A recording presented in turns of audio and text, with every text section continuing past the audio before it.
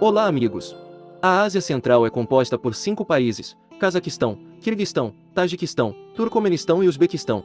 Eles têm uma população total de cerca de 70 milhões de pessoas, com recursos extremamente abundantes. Embora tenham se tornado independentes após a dissolução da União Soviética, esses países permaneceram sob a influência da Rússia, econômica e politicamente. No entanto, desde o envolvimento da China, a posição única da Rússia desapareceu. Mesmo eles perderam gradualmente o controle da Ásia Central para Pequim. Por que é que? Vamos descobrir juntos! De 1991 a 2000, os países da Ásia Central ainda estavam geralmente sob controle russo. Economicamente, Moscou tem quase o monopólio da importação de petróleo bruto e gás de 3 países: Cazaquistão, Uzbequistão e Turcomenistão. Eles são como um comerciante, importando barato e exportando a um preço alto, para obter lucro. Os outros 2 países, Quirguistão e Tajiquistão, têm menos recursos. A população dedica-se principalmente à agricultura. Sua principal fonte de renda vem da exportação de mão de obra para a Rússia. A dependência econômica cria pressão política. Cada decisão dos líderes da Ásia Central deve levar em conta a atitude da Rússia. Em termos militares, 4/5 países tornaram-se membros do Tratado de Segurança Coletiva CSTO, sob a liderança e proteção de Moscou. Restante do Turcomenistão, este país tem suas próprias forças armadas, mas não é independente. Eles tinham que compartilhar o comando comum com os generais russos. Entrando na década seguinte, tudo mudou, quando a China entrou no jogo. Especificamente, em 2005, o Cazaquistão concordou com Pequim para construir o primeiro oleoduto, ligando a Tazu a Xinjiang. Como resultado, eles têm mais fontes de exportação de energia e evitam ficar completamente dependentes da Rússia. Percebendo a situação positiva, outros países da Ásia Central seguiram o exemplo, pedindo investimentos da China. No entanto, o lado de Pequim tem medo de colidir com a Rússia, por isso ainda está considerando. Só 4 anos depois é que a oportunidade se abriu para eles. A crise econômica global de 2008 fez com que os preços do petróleo e do gás despencassem. Grandes corporações russas, como Gazprom, Transneft e Rosneft, estão tendo dificuldades financeiras e encontrando mercados de exportação de energia. Nesse momento, o gasoduto do Turcomenistão, que possui cerca de 9,4% das reservas mundiais, explodiu, fazendo com que as exportações para a Rússia fossem interrompidas. Os 2 lados brigaram, culpando um ao outro pela causa do incidente, levando a tensão. Enquanto isso, a empresa russa, em particular a Gazprom, pediu para renegociar o contrato, reduzir o preço de compra e a quantidade de gás importado do Turcomenistão, devido ao mercado sombrio. Os 2 lados mostraram que não querem mais fazer negócios um com o outro. Imediatamente, a China interveio, fornecendo ao Turcomenistão um empréstimo de 4 bilhões de dólares, para aliviar as dificuldades financeiras. Ao mesmo tempo, propõe-se a construção de um gasoduto para Xinjiang. O acordo foi rapidamente assinado. Semelhante ao Cazaquistão e ao Uzbequistão, o antigo sistema de dutos também foi ampliado e construído de novo.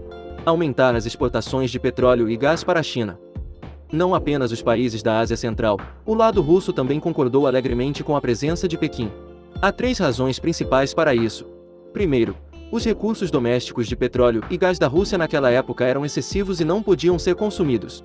Assim, para a China comprar de seus aliados da Ásia Central, isso aliviará a pressão financeira sobre eles.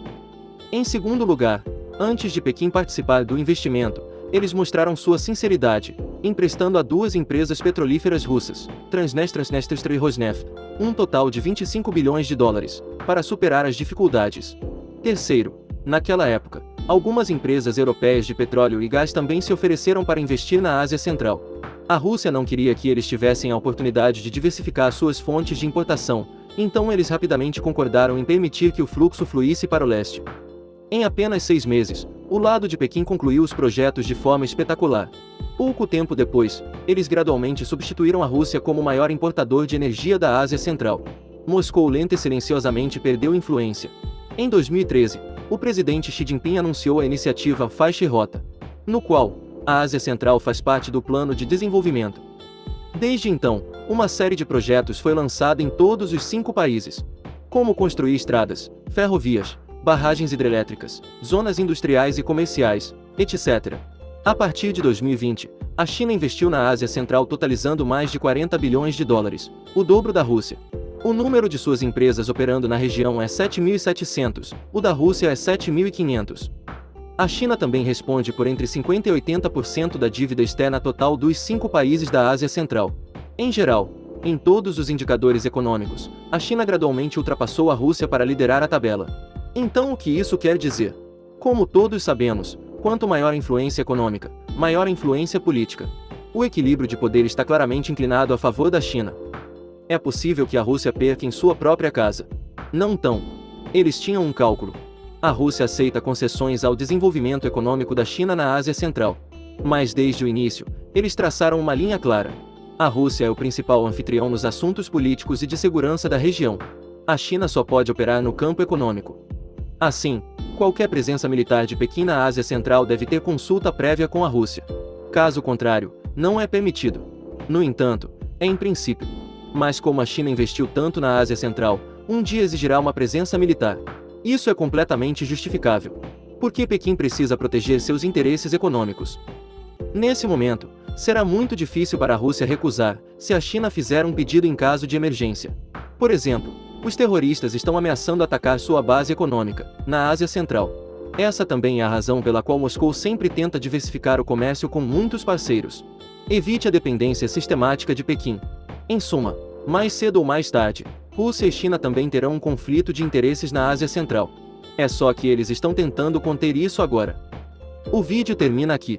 Obrigado a todos por assistirem e gostarem. Se você achou o vídeo útil, por favor, dê um like e se inscreva no canal para nos apoiar. Adeus e nos vemos novamente.